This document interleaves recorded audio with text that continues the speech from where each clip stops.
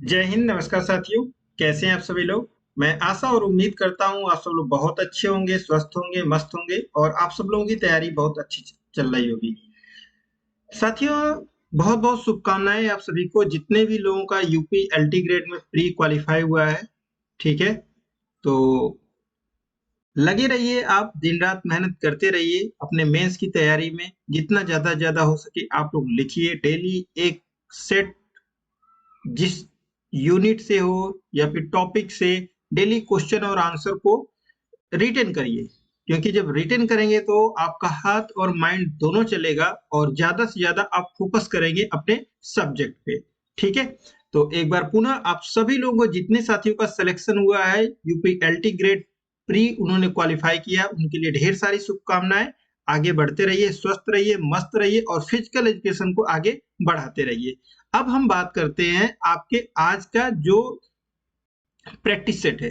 ठीक है, तो आज के जो प्रैक्टिस सेट में जो आपको क्वेश्चन है, ये क्वेश्चन बहुत ही इंपॉर्टेंट है और आपके एग्जाम से रिलेटेड बनाए गए हैं। आपके आगे आने वाले जो एग्जाम्स हैं, UP TGT, LT, KVS, EMRS and other state के जो एग्जाम्स हैं, उसमें आपको क्वेश्चन जरूर देखने के लिए मिलेंगे। तो साथियों, आइए शुरू करते हैं। हम लोग साल को एशियन खेलों में किस साल जोड़ा गया है? ठीक है, वॉलीबॉल को एशियन खेलों में किस साल जोड़ा गया है? In which year was volleyball add to the Asian games? ठीक है, 1895 में, 1964, 1958 या फिर 1996 में।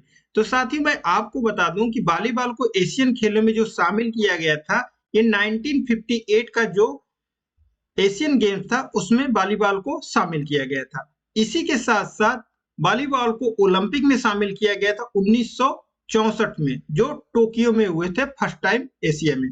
ठीक ना, अब जो 1895 है, 1895 में वॉलीबॉल की खोज की थी विलियम जी मॉर्गन ने की थी। किसने की थी? विलियम जी मॉर्गन ने। ठीक है, चलिए नेक्स्ट क्वेश्चन है, योग ऑफ एक्शन के रूप में किसे जाना जाता है? Which is known as the yoga of action? Karma yoga, लय योग, राजयोग या फिर हठ योग? योग ऑफ एक्शन के रूप में किसको जानते हैं? जब एक्शन एक्शन का ही रिएक्शन होगा, तो याद रखेंगे जब कर्म करेंगे तब एक्शन जरूर होगा, कुछ ना कुछ उसकी प्रक्रिया जरूर होगी। तो ये ट्रिक से आप याद रखेंगे, कर्म योग। ठीक ना, योग ऑफ एक्शन किसको जाना जाता है? तो कर्म योग को जाना जाता है। कर्म करते रहिए, आगे बढ़ते रहिए, जो होगा वो देखा जाएगा। आपके हाथ में, हमारे हाथ में, सबके हाथ में सिर्फ एक ही चीज है, वो क्या है? कि कर्म करना। ठीक है साथियों, नेक्स्ट क्वेश्चन है कि विश्व मधुमेह दिवस कब मनाया जाता है? When is world diabetes day celebrated? ठीक है, 23 फरवरी, 28 फरवरी, 14 नवंबर या फिर 17 नवंबर? तो विश्व मधुमेह दिवस जो ये मनाया जाता है हर साल 14 नवंबर को मनाया जाता है। राइट आंसर हो जाएगा 14 नवंबर। नेक्स्ट क्वेश्चन है कि ग्लूकोज के दो परमाणु एक साथ संयुक्त होकर क्या बनाते हैं? What is format when two atoms of glucose combine together?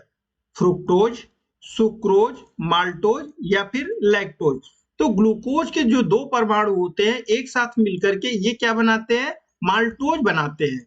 अब जब ग्लूकोज के दो अणु होते हैं, एटम्स, जिनको मॉलिक्यूल भी कहा जाता है, आपस में जुड़ते हैं तो ये माल्टोज नामक एक क्या डाइसैकेराइड को ये बनाते हैं। तो इस प्रक्रिया के दौरान क्या होता है? पानी का एक अणु क्या हो जाता है? ये बाहर निकल जाता है। नेक्स्ट क्वेश्चन है, यकृत के अध्ययन को क्या कहा जाता है? What is the STD of liver called? Haematology, histology, heptology या फिर क्रेनियोलॉजी? तो यकृत के जो अध्ययन है इसको क्या कहते हैं? कमेंट करके आंसर बताएंगे आप सभी लोग। तो साथियों, यकृत के जो अध्ययन को कहा जाता है ये हेप्टोलॉजी कहा जाता है। ठीक है, हेमेटोलॉजी किसको कहा जाता है? तो ब्लड के अध्ययन को कहा जाता है हेमेटोलॉजी कहा जाता है, जिसमें क्या हेप्टोलॉजी विज्ञान की वह शाखा जो लीवर, पित्ताशय, गॉल ब्लैडर और अन्य जो पैंक्रियास से जुड़ी जो बीमारियों का अध्ययन किया जाता है हेप्टोलॉजी के अंदर किया जाता है। ठीक है। हेमेटोलॉजी में क्या किया जाता है? हेमेटोलॉजी में किया जाता है ब्लड का अध्ययन किया जाता है। हिस्टोलॉजी में क्या किया जाता है? ऊतकों के अध्ययन किया जाता है। और इसी के साथ साथ जो क्रेनियोलॉजी होता है उसमें खोपड़ी, जो हमारी स्कुल होती है खोपड़ी, उसमें उसका अध्ययन किया जाता है, जैसे उसके आकार, रूप इत्यादि का अध्ययन करते हैं। तो ये सभी पॉइंट इंपॉर्टेंट है और आप इसको राइट डाउन कर सकते हैं। ठीक ना। और अगर आपको वीडियो अच्छी लगती है तो प्लीज वीडियो को लाइक करिए, चैनल को सब्सक्राइब करिए। अगर चैनल पे नए हैं तो प्लीज नोटिफिकेशन बेल को जरूर दबाएं, जिससे जो भी आपकी आने वाली वीडियो है वो आपको सबसे पहले मिल सके साथियों। ठीक है। बढ़ते हैं नेक्स्ट क्वेश्चन की तरफ। कौन सा खनिज दांतों के ताम चीनी को कठोर बनाता है? Which minerals hardens tooth animals? Cobalt, magnesium, sulphur या फिर फ्लोरीन? ठीक ना। तो कौन सा जो खनिज पदार्थ है वो हमारे दांतों को कठोर बनाता है? तो ये बनाता है साथियों फ्लोरीन बनाता है। ठीक है।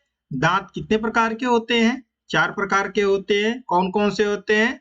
ICPM, इसका एक ट्रिक आप याद रखेंगे।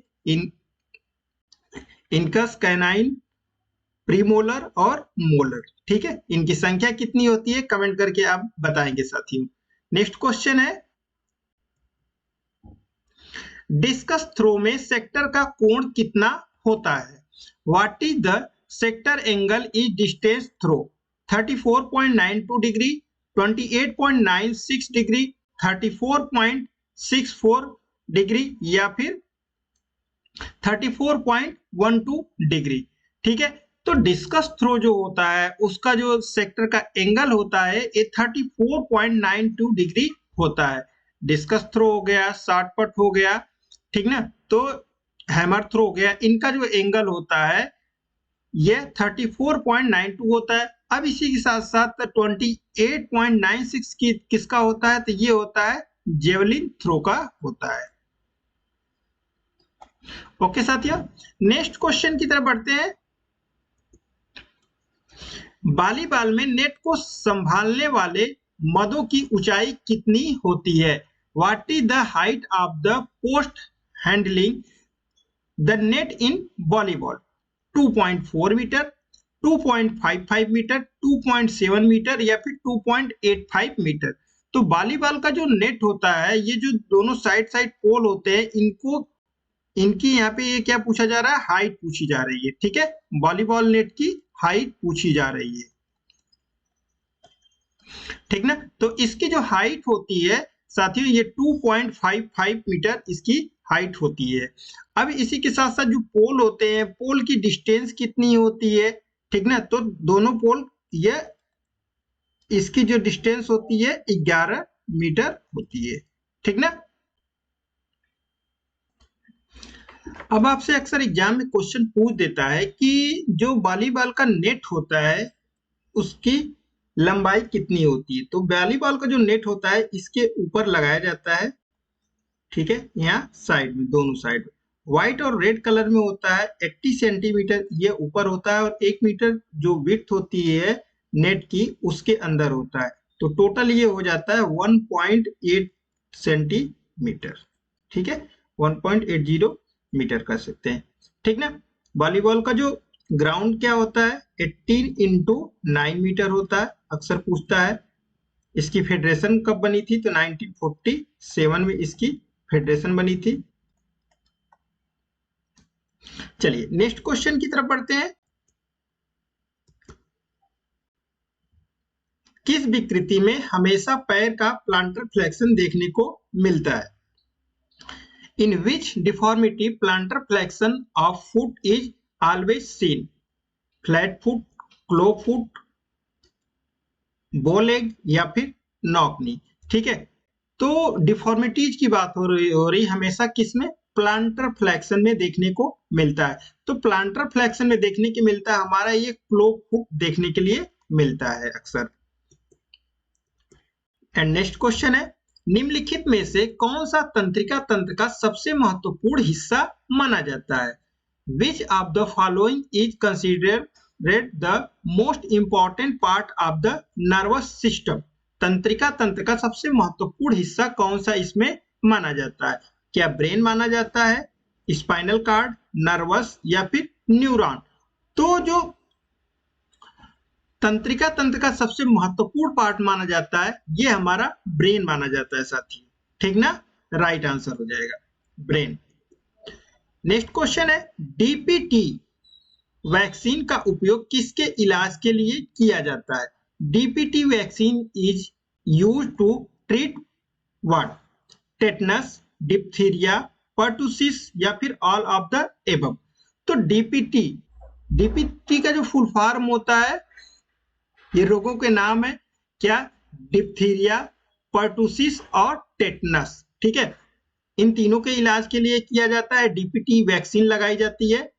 तो राइट आंसर हो जाएगा ऑप्शन नंबर डी, ठीक है? नेक्स्ट क्वेश्चन है साथियों, वॉलीबॉल में छत की ऊंचाई कितनी होती है? What is the height of the ceiling in volleyball? 10 metre, 12.5 metre, 15 metre या फिर 17.5 मीटर? तो वॉलीबॉल में जो नेट पूछा जा रहा है, सॉरी, वॉलीबॉल में जो छत होती है उसकी छत की हाइट कितनी होती है? ये अक्सर पूछा गया, बहुत बार एक क्वेश्चन पूछा गया आपके एग्जाम में।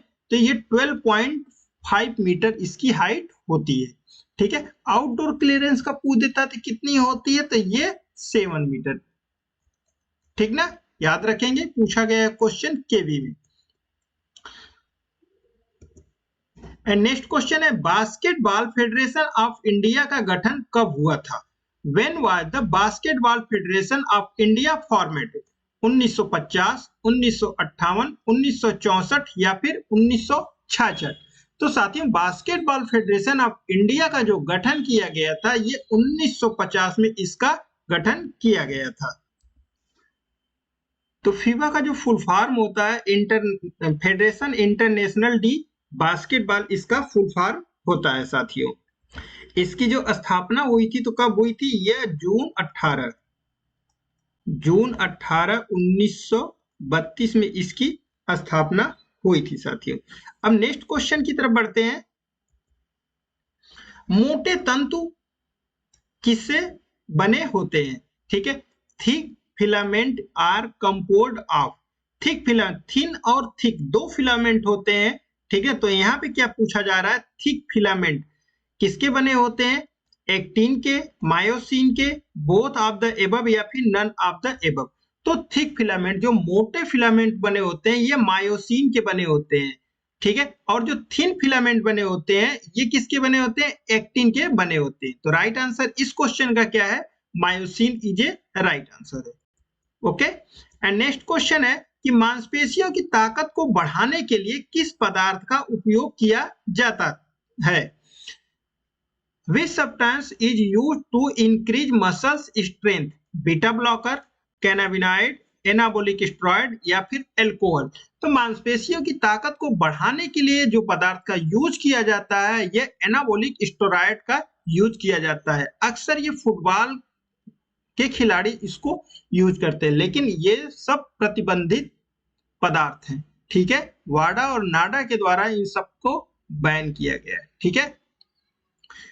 चलिए दोस्तों, तो आज ये कुछ मोस्ट इंपॉर्टेंट क्वेश्चन थे, कुल 15 क्वेश्चन थे आपके। अगर आपको वीडियो अच्छी लगी है तो प्लीज वीडियो को लाइक करिएगा, चैनल पे नए हैं तो प्लीज चैनल को सब्सक्राइब करिएगा और नोटिफिकेशन बिल को जरूर दबाइएगा, जिससे जो भी आगे आपकी आने वाली वीडियो है वो आपको सबसे पहले मिल सके साथियों, ठीक है? Okay, bye bye, take care, love you all my dear friends.